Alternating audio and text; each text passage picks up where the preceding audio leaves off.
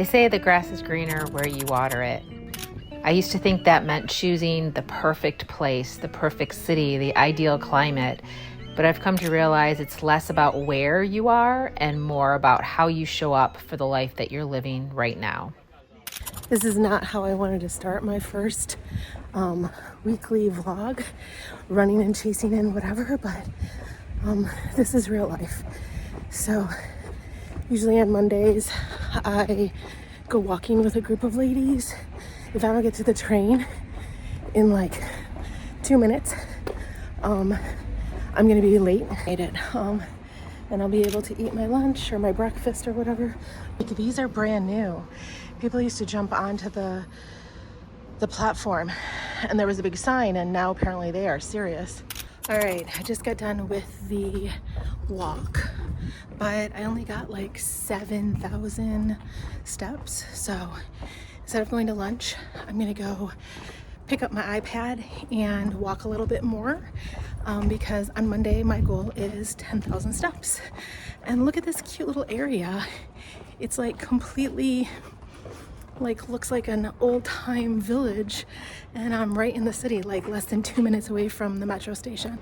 Portugal wasn't my escape, it was my experiment in presence, a test to see what would grow if I gave myself some space, time, and some real care. And it's not always been easy, but it's my life. And so I water it day by day, and this is a week in my life in Portugal. There's a kind of grace you learn when you live in between. Living abroad is as in between as you can get. You let go of the idea that home is a fixed place and start to understand that home is a rhythm, a scent, a voice, a way of sitting with your own silence. And it's not about having it all figured out. For me, one of the hardest parts of letting go was letting go of the past, of people I thought were always going to be in my life. I miss them a lot. But I'm also learning that every version of me, even the one that moved alone across an ocean, still deserves to feel whole, even without the old pieces in place.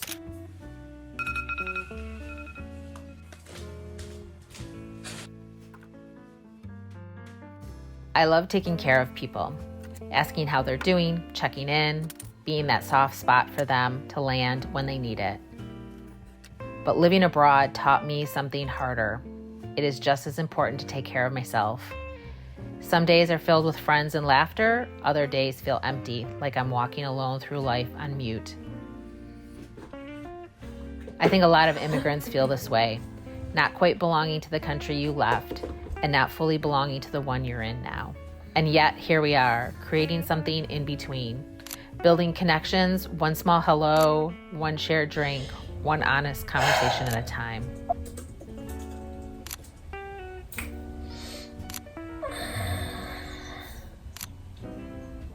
Everyone's challenges are different. Some struggle with language, others with money or visas or health. For me, it's connection, real, honest connection and friendship. But I haven't given up. I'm learning how to build something real in the in-between, to give myself the grace to grow and to mess things up and to start again. Maybe the grass isn't greener here yet. Maybe it's just more mine. And every time I show up to work, to rest, to friendship, to myself, I water it. And slowly it grows. But question, when you got your visa, was it the D7? Yes. Okay, I mean, at the time of the renewal, an is not actually mandatory. You are not a freelance. So I mean, basically, that's the thing. If you have one, you can indicate the number, and then they will put you on your residency card. Okay. If you don't, that's fine. Okay. So Yeah. it's not really mandatory. I was concerned because now that the new rule is that, you know, if your whole all of your requirements aren't there, they aren't going to like keep your file open so that you can just bring that. So I wanted to make sure that I had it. So then what is the protocol when I get to that 5 years? Because if it's going to change, the law is going to change from 5 years to 10 years for citizenship. It was a little bit of a crazy start of my work week because I start at 5 o'clock in the morning, which is technically midnight in Eastern Standard Time in the US. And about an hour and a half later, our platform completely crashed and is still down. Obviously, because it's in the middle of the night, our IT team is not getting the Slack messages, and our European team does not usually wake up at 6 o'clock in the morning. So a little stressful, but I'm also getting a ton of admin stuff done. So I already worked almost a full day and it is only noon. I have only 3 more hours of work. I take a break pretty soon. I'm gonna go to the beach. I'll show you. You can come along. And I already had a gynecological telehealth exam, or consultation, not exam. And we're talking about all kinds of things for older ladies. And I need to get a list of things: blood work, cardiology consult, another ultrasound, and then we're possibly good to go. Otherwise, yeah, come along with me. I'm wearing my muumuu because when you live in a beach area, you can wear like these muumuus. I'm gonna go down to the beach and just hang out for a little bit. My next couple of hours are kind of flexible. I need to get a lot of stuff done, but I don't have to be exactly back in 30 minutes. So I'm gonna maybe like sit at the kiosk for a little while, have a drink, watch people, enjoy the sun, and then come back to work refreshed and ready to go. Let's go. Today is Friday, and it is supposed to be one of the hottest days of the summer. It is supposed to reach almost 100 degrees. I'm gonna be leaving and moving, and this will be my last summer here on the beach.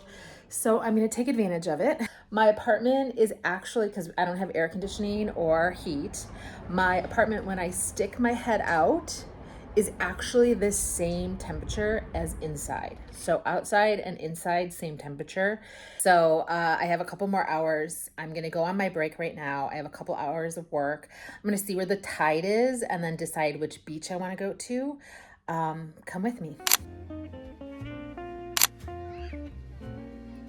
Yeah, this is it. It's still got the seaweed, but it's nice and clear and no seaweed at the entrance. All right, it is 3 o'clock, which means I'm off to the beach. And I am not taking my phone. I am not taking my wallet. Let's see how long I can stand being outside in the hot. You'll see me at the end, I swear, I promise.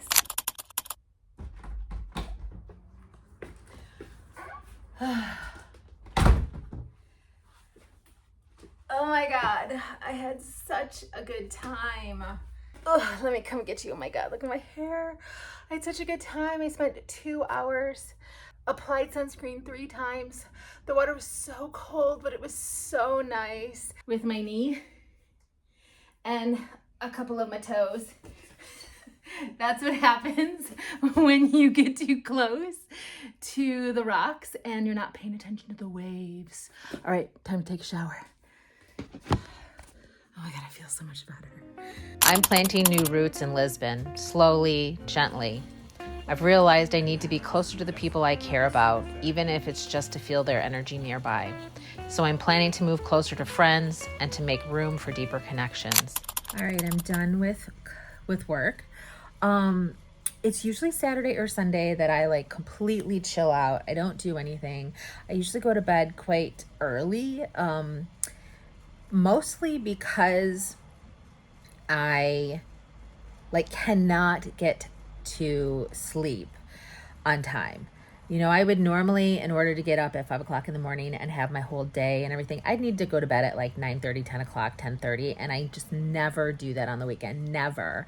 Yesterday I did because I went swimming and I was like immediately at like 9:30. But so today I'm just going to chill. I'm not going to do anything else. I'm not going to do any more videoing. And maybe if I get some sleep and everything tomorrow, I might go to the MAT, the museum in Berlin. But like, stay tuned.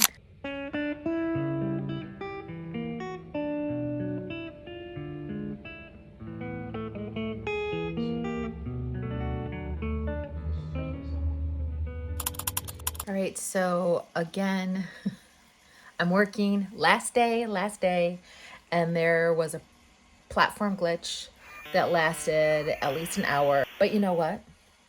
It doesn't matter because I work from home. I'm like sitting in my bed, and when I turn the computer off, it's done. Yeah, it's definitely been a weird week this week. Come back for next week as I am going to a pet sit in the Lisbon area. And if you haven't subscribed, please do so. Thank you so much for watching this far. Bye.